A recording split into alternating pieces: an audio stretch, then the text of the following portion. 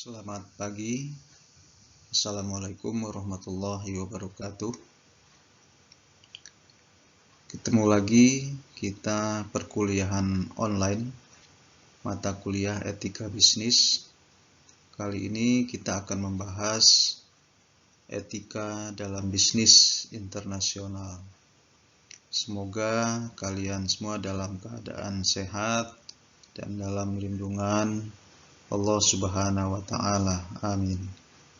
Baik, kita lanjutkan materi tentang etika dalam bisnis internasional. Dalam etika dalam bisnis internasional, sekarang kita hidup dalam era globalisasi ekonomi, di mana kegiatan ekonomi mencakup ke setiap bagian di negara ataupun dunia yang terlibat tentunya di dalam pasar. Sekarang kita tentunya merasakan akibat pasang surutnya pasar ekonomis, sehingga menimbulkan konsekuensi dari sudut moral, baik itu menimbulkan akibat positif maupun negatif.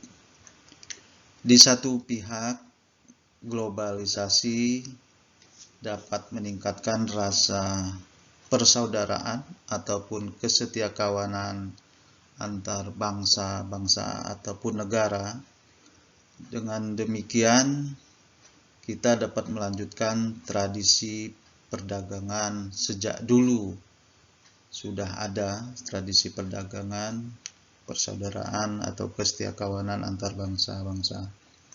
Namun, pada segi negatifnya adalah globalisasi bisa saja berakhir dalam suasana permusuhan antar negara, karena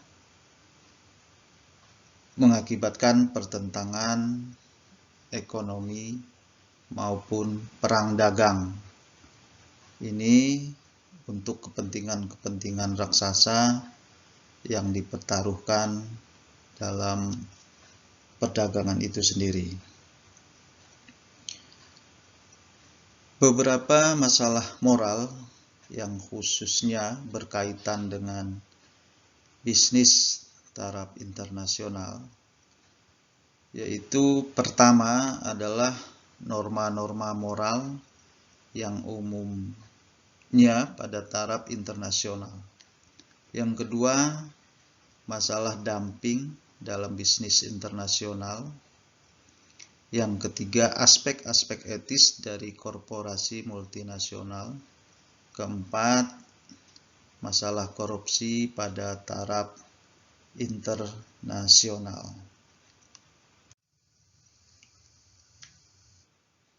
Norma-norma moral yang umum pada taraf internasional menurut K. Berton berpendapat bahwa pandangan yang menganggap norma-norma moral relatif tidak bisa dipertahankan. Maksudnya, pandangan yang menganggap norma-norma moral relatif saja tidak bisa dipertahankan. Namun, norma moral yang bersifat absolut juga tidak bisa diterapkan dengan mutlak. Lalu, apa yang harus dilakukan bila di bidang bisnis norma-norma moral di negara lain berbeda dengan norma-norma yang dianut dengan negara-negara lain juga? Menurut Richard de Jos memberikan 3 jawaban untuk pertanyaan tersebut. Nah, jawaban tersebut merupakan 1, norma-norma moral yang umum pada taraf internasional. Pertama, menyesuaikan diri, harus menyesuaikan diri. Nah, ini menyelenggarakan kegiatan di tempat lain, artiannya menyesuaikan diri, menyelenggarakan kegiatan di tempat lain. yaitu bisnis harus menyesuaikan diri dengan norma-norma yang berlaku di tempat tersebut.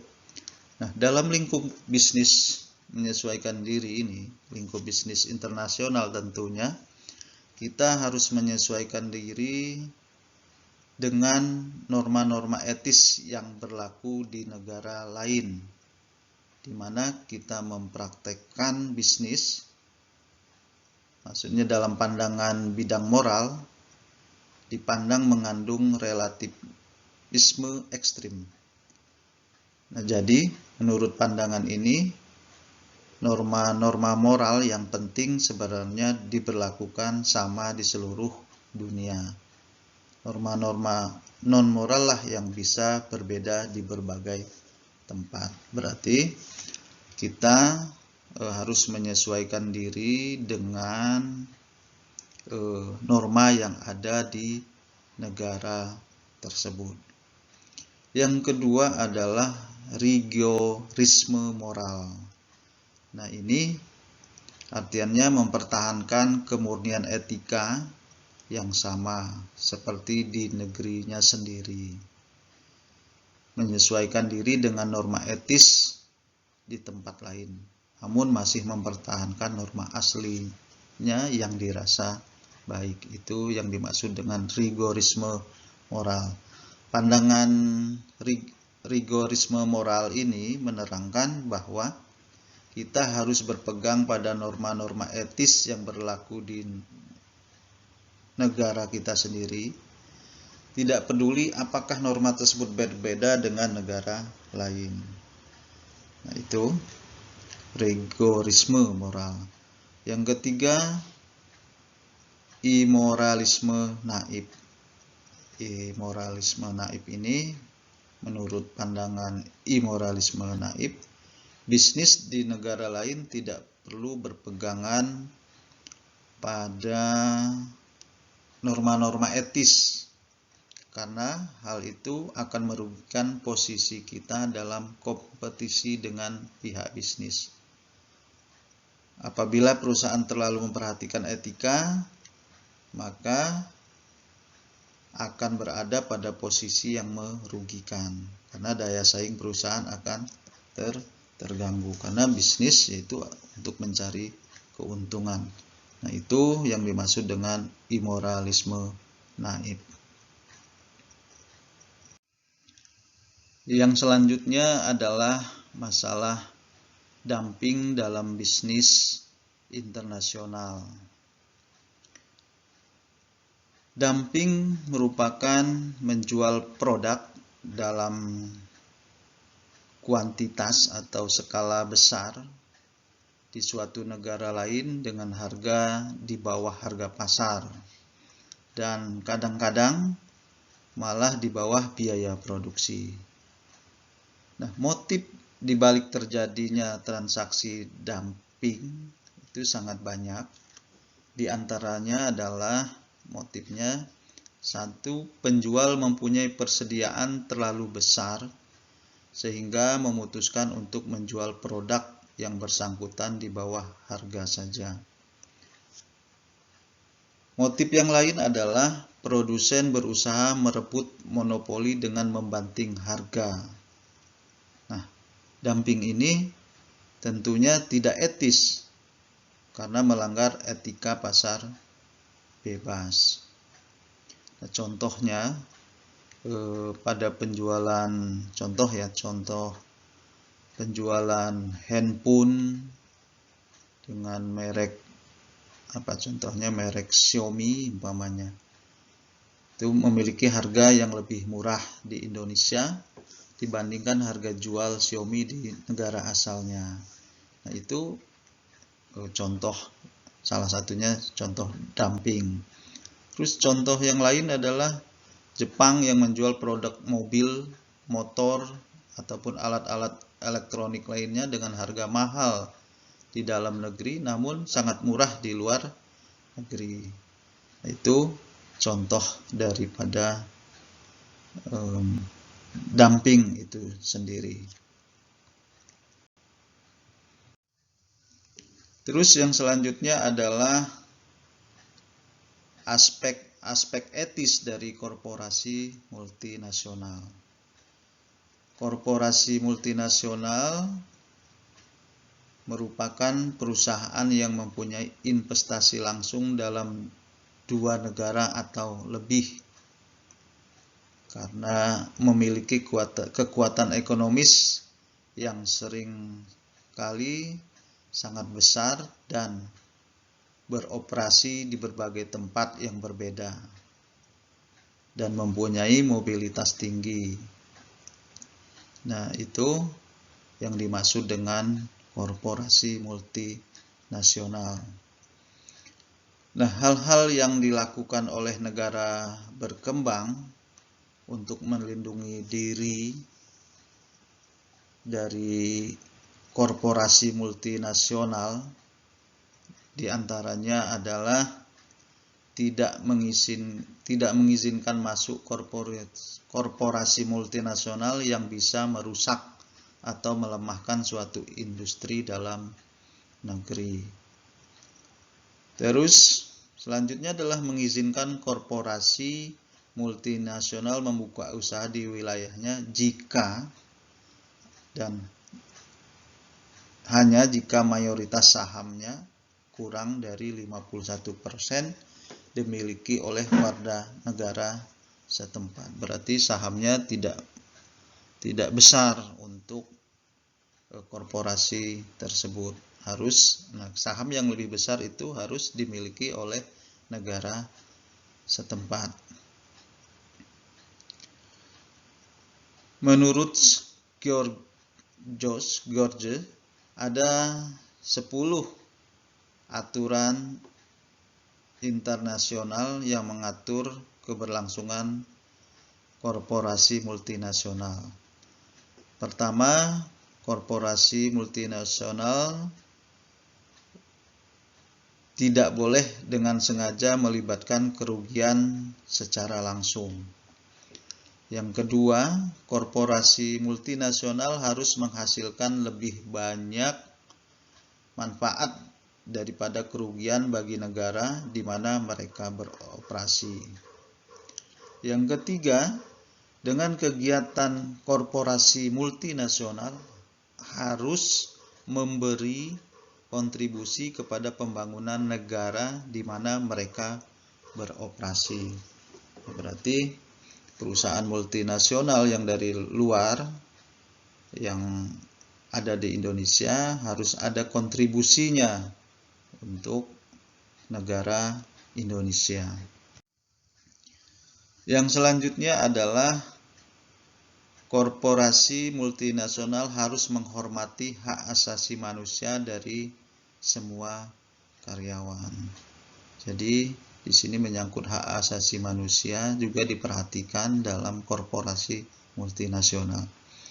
Yang ketiga, yang selanjutnya adalah sejauh kebudayaan setempat tidak melanggar norma-norma etis. Korporasi multinasional harus menghormati kebudayaan lokal. Nah, ini ketentuan dari pemerintah bahwa korporasi multinasional harus menghormati budaya lokal dan tidak melanggar norma-norma yang ada di suatu negara tersebut. Selanjutnya adalah korporasi multinasional harus membayar pajak. Nah, tentunya ini kewajiban suatu perusahaan yang harus membayar pajak. Contohnya Google, ya, atau perusahaan-perusahaan luar lainnya itu wajib membayar pajak sebagai pendapatan negara yang ditempati sebagai operasional perusahaannya. Terus koperasi multinasional harus bekerja sama dengan pemerintah setempat dalam mengembangkan dan menegakkan background institution yang tepat pendidikan, ya. Terus negara yang memiliki mayoritas saham sebuah perusahaan harus memikul tanggung jawab moral atas kegiatan dan kegagalan perusahaan tersebut. Jika korporasi multinasional membangun pabrik yang berisiko tinggi, maka wajib menjaga supaya pabrik itu aman dan dioperasikan dengan aman juga. Di sini ada keamanan dalam limbah, ya, tanggung jawab sosial dan lain sebagainya, lingkungan.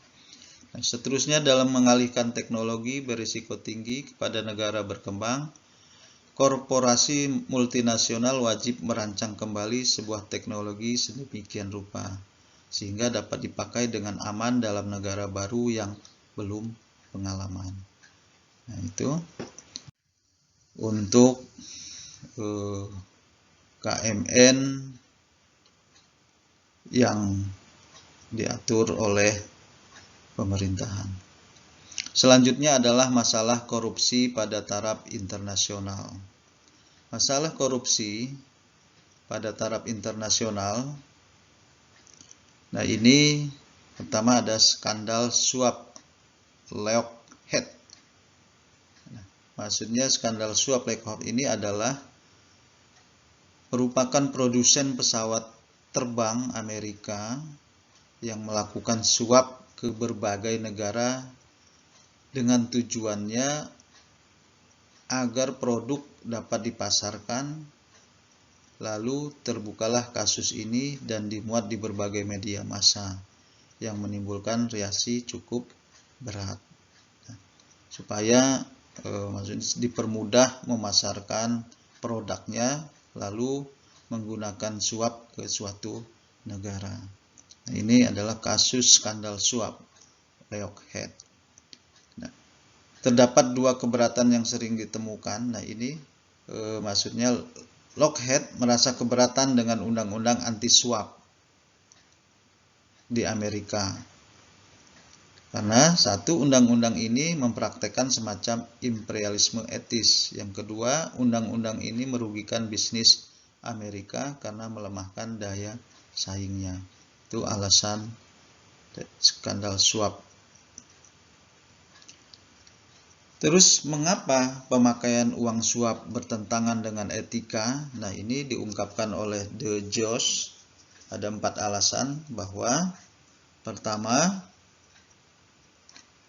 dalam korupsi dalam bisnis tertentu tidak hanya terjadi pada taraf internasional, ya, namun masalah korupsi dalam etika bisnis ini dapat menimbulkan kesulitan moral besar bagi bisnis internasional. Ya. Nah, menurut George, bahwa alasan pertama dan paling penting adalah bahwa praktek suap itu melanggar etika pasar. Kalau dalam dunia bisnis yang didasarkan pada prinsip ekonomi pasar, dengan sendirinya akan mengikat diri untuk berpegang pada aturan-aturan mainnya. Nah, pasar ekonomi yang merupakan kancah kompetisi yang terbuka, ini mengakibatkan bahwa harga produk merupakan buah hasil dari pertarungan pasar. Dengan adanya praktek suap, maka daya pasar dilumpuhkan dan para pesaing mempunyai produk sama baik dengan harga lebih menguntungkan. Nah, artinya tidak sedikit, ya, dengan praktek suap ini dapat mempengaruhi proses penjualan. Karenanya yang memberi ke suap maupun yang menerima ini tidak fair terhadap bisnis. Nah, ini merugikan pasar. Yang kedua adalah bahwa orang yang tidak berhak mendapatkan imbalan dalam sistem ekonomi, mereka yang bekerja atau berjasa mendapatkan imbalan. Artinya apa? Orang yang tidak berhak itu mendapatkan imbalan, sedangkan sistem ekonomi harusnya yang bekerja atau berjasa mendapatkan imbalan. Nah, itu mengapa pemakaian uang suap bertentangan dengan etika. Yang selanjutnya banyak kasus suap di mana uang suap diberikan dalam keadaan kelangkaan. Nah, maksudnya di sini contohnya ya, dalam keadaan kekurangan kertas dalam penerbitan, mendapatkan kertas baru dengan memberikan uang suap. Nah, itu contohnya seperti itu. Contohnya percetakan mengalami kelangkaan kertas. Nah, bagaimana penerbit supaya bisa melaksanakan produksi? Nah, ada yang melakukan suap. Nah, itu bisa dikatakan alasan yang ketiga contohnya. Nah, pembagian barang langka dengan menempuh praktek suap mengakibatkan bahwa barang itu yang diterima oleh orang yang tidak berhak menerimanya. Itu alasan yang ketiga. Alasan yang keempat, bahwa praktek suap mengundang untuk melakukan perbuatan tidak etis dan ilegal lainnya. Baik perusahaan yang memberi uang suap maupun orang atau instansi yang menerima tidak bisa membukukan uang suap seperti mestinya. Secara tidak langsung orang yang terlibat dalam kasus suap akan terlibat dalam perbuatan kurang etis. Nah, itu maksud daripada alasan yang keempat.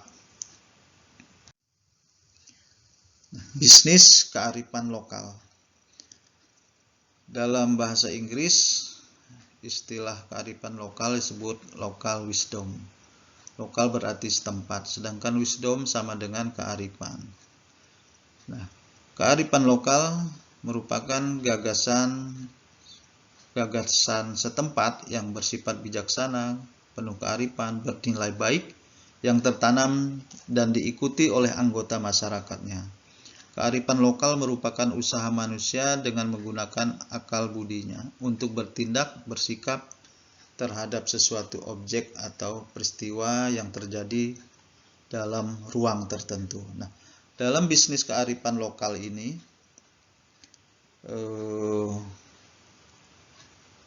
berbagai nilai-nilai kearifan lokal yang sangat penting tentunya dalam membentuk jiwa bisnis, misalnya adalah kejujuran,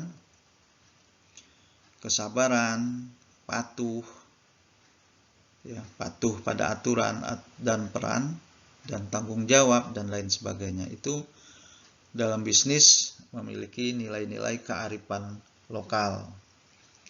Nah, dalam berbagai daerah banyak bisnis yang berkembang dengan kearifan lokalnya berdasarkan sumber daya alam maupun sumber daya manusianya.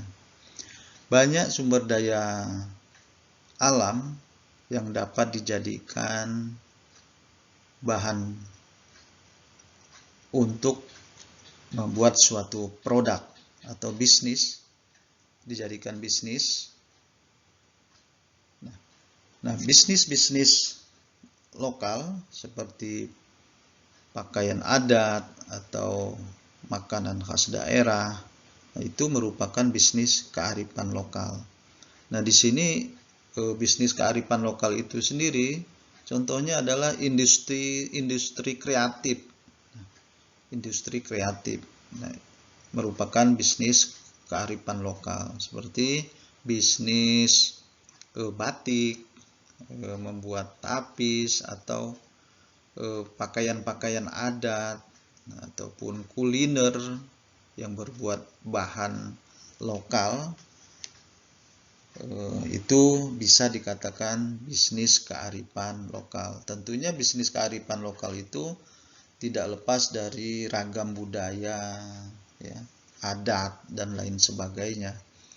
Jadi itu yang dimaksud dengan bisnis kearifan lokal, sehingga nilai-nilai kearifan lokal itu tidak hilang dalam melaksanakan bisnis. Ekonomi dan keadilan. Keadilan berasal dari kata adil yang berarti sama rata. Sedangkan ekonomi sebagai ilmu yang didefinisikan sebagai studi tentang cara bagaimana masyarakat menggunakan sumber daya yang langka untuk memproduksikan komoditas-komoditas yang berharga dan mendistribusikannya di antara orang-orang yang berbeda. Hubungan ekonomi dan keadilan, ini hubungan antara ekonomi, terjalin hubungan erat karena kedua-duanya berasal dari sumber daya yang sama. Nah, masalah keadilan atau ketidakadilan baru muncul jika tidak tersedia barang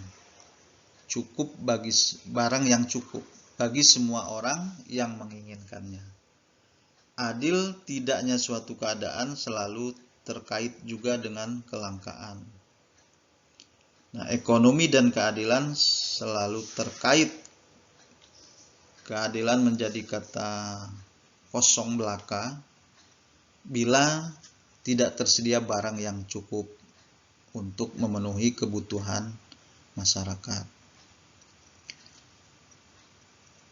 Jadi, kelangkaan adalah asal-usul dari ekonomi dalam dua arti, tentang barang yang melimpah ruah dan tidak menimbulkan masalah ekonomi, dan tentang barang yang tidak melimpah ruah namun menimbulkan masalah ekonomi.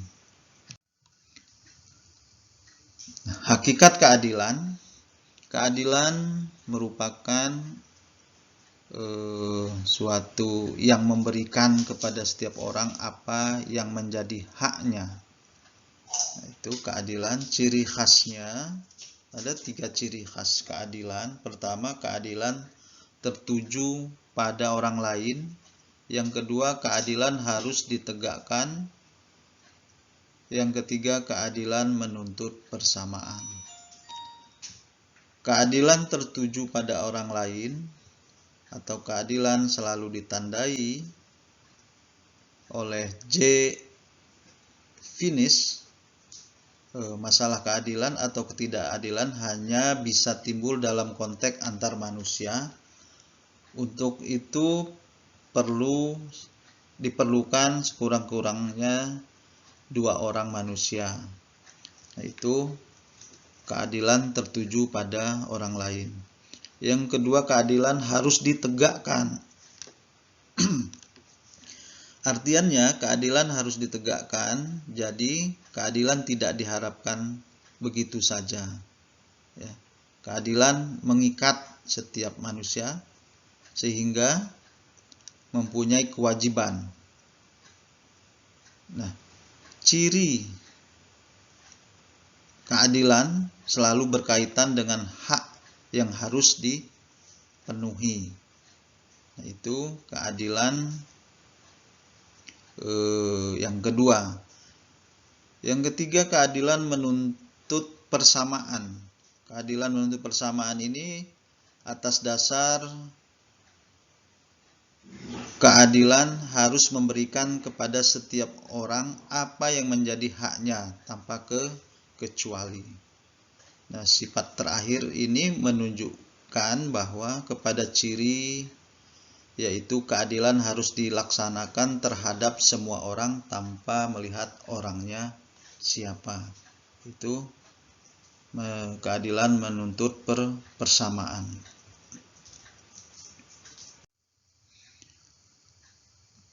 Pembagian keadilan. Pembagian keadilan di sini ada jenis-jenis pembagian keadilan. Pertama, pembagian klasik, pembagian modern, keadilan individual dan keadilan sosial, keadilan distributif pada khususnya, dan keadilan ekonomis. Nah, keadilan klasik di sini dalam filosofi pemikiran Aristoteles dalam masalah keadilan dapat menyangkut kewajiban individu terhadap masyarakat. Nah, kewajiban masyarakat terhadap individu dan akhirnya kewajiban antara individu satu sama lain. Nah, ada 3 macam pembagian keadilan dalam pembagian klasik, yaitu pertama keadilan umum. Keadilan umum ini merupakan keadilan para anggota masyarakat diwajibkan untuk memberi kepada masyarakat, yaitu secara konkret berarti negara yang menjadi haknya. Nah, keadilan umum ini menyajikan landasan untuk paham common good, kebaikan umum atau kebaikan bersama, dan menempatkan kepentingan umum di atas kepentingan pribadinya. Contohnya adalah kewajiban membayar pajak, wajib militer, membela negara, dan lain sebagainya. Yang kedua, pembagian klasik keadilan distributif. Nah, ini keadilan ini negara, berdasarkan keadilan negara. Harus membagi segalanya dengan cara yang sama kepada para anggota masyarakat. Nah, contohnya perlindungan hukum, tanda kehormatan, tunjangan bulanan untuk veteran, dan lain-lain. Nah, untuk melanggar keadilan distributif itu dikatakan, contohnya adalah nepotisme. Contoh untuk melanggar keadilan distributif itu salah satunya nepotisme. Terus yang selanjutnya keadilan komutatif. Keadilan komutatif ini berdasarkan keadilan ini, setiap orang harus memberikan kepada orang lain apa yang menjadi haknya. Nah, ini contohnya adalah perusahaan harus berlaku adil terhadap perusahaan lain. Dalam hal ini, perusahaan mengadakan perjanjian atau kontrak dengan perusahaan lain. Terus selanjutnya adalah pembagian modern. Nah, pembagian modern yaitu pembagian keadilan tentang etika bisnis. Itu dibagi 3. Keadilan distributif, pengertiannya sama dengan yang tadi, pembagian klasik. Yang kedua, keadilan retributif. Nah, ini berkaitan dengan terjadinya kesalahan. Hukuman atau denda yang diberikan kepada orang yang bersalah harus bersifat adil. Nah, itu untuk distributif pembagian modern. Terus ada keadilan individual. Nah, ini keadilan individual dan keadilan sosial. Ini cara yang paling baik untuk menguraikan keadilan individual dan sosial adalah membedakannya dengan keadilan individual. Nah, pelaksanaan keadilan ini tergantung pada kemauan atau keputusan satu orang, atau juga bisa beberapa orang. Nah, dalam pelaksanaannya tergantung dari struktur masyarakat di bidang politik, budaya, atau sosial ekonomi. Itu keadilan distributif, keadilan sosial, individual dan sosial. Teori keadilan berdasarkan prinsip material. Pertama, teori egalitarianisme, yang kedua teori sosialistis, yang ketiga teori liberalistis. Nah, berdasarkan prinsip-prinsip material terbentuklah beberapa teori keadilan. Pertama, teori egalitarianisme. Ini teori didasarkan pada prinsip pertama, yaitu bahwa kita baru membagi dengan adil bila semua orang mendapat pembagian yang sama. Nah, ini contohnya adalah pemberian THR yang sama untuk semua karyawan, pelayanan kesehatan yang sama untuk setiap warga negara. Terus teori sosialistis. Nah, teori ini memilih prinsip kebutuhan sebagai dasarnya. Masyarakat diatur dengan adil. Jika kebutuhan semua warga terpenuhi, seperti kebutuhan pokok atau primer, contohnya orang penyandang cacat badan diberi pekerjaan yang cocok dengan kemampuannya, dan lain sebagainya. Terus teori liberalistis. Nah, ini teori yang menolak pembagian atas dasar kebutuhan sebagai tidak adil, karena manusia adalah makhluk bebas. Berarti harus membagi menurut usaha-usaha bebas dari individu-individu bersangkutan. Itu teori liberalistis. Etika pasar bebas. Nah, etika pasar bebas merupakan suatu pasar yang ideal, yaitu di mana adanya perlakuan yang sama dan fair bagi semua pelaku bisnis dengan aturan yang fair, transparan, konsekuen, objektif, memberi peluang yang optimal bagi persaingan bebas dan juga sehat dalam pemerataan ekonomi. Nah, untuk etika pasar bebas tentunya tujuannya untuk mewujudkan bisnis yang baik dan etis, maka dibutuhkan perangkat hukum yang baik dan adil. Nah, peran pemerintah juga dalam etika pasar bebas, tentunya pemerintah yang bersih dan adil, secara konsekuen dan efektif menegakkan sanksi dan hukum bagi yang melanggar. Keunggulan moral pasar bebas.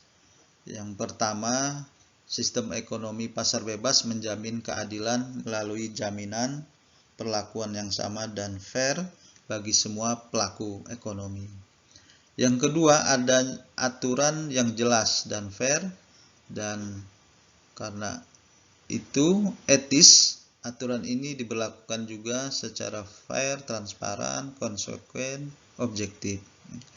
Terus pasar memberi peluang yang optimal, kendati belum sempurna, bagi persaingan bebas yang sehat dan fair. Yang selanjutnya, keunggulan moral pasar bebas dari segi pemerataan ekonomi. Pada tingkat pertama, ekonomi pasar jauh lebih mampu menjamin pertumbuhan ekonomi. Selanjutnya adalah pasar juga memberi peluang yang optimal bagi terwujudnya kebebasan manusia. Keunggulan moral pasar bebas.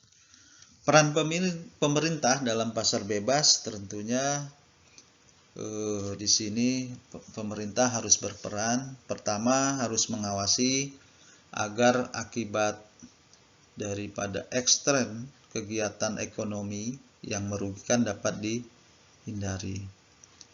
Menyediakan barang publik yang cukup hingga masyarakat dapat membelinya dengan mudah dan murah.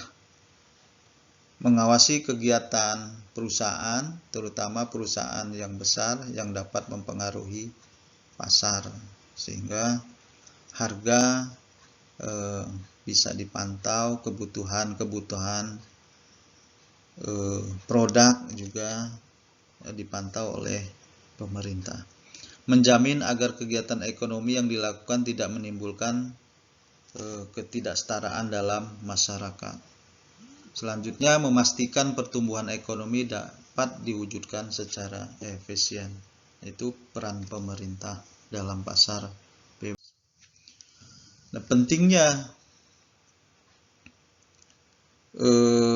etika bisnis dalam internasional, yaitu untuk menghindari konflik dengan karyawan akibat perbedaan budaya, mengurangi kecurangan-kecurangan yang dilakukan oleh perusahaan asing, menghindari eksploitasi berlebihan oleh pihak perusahaan, melindungi norma yang disepakati oleh kedua belah pihak.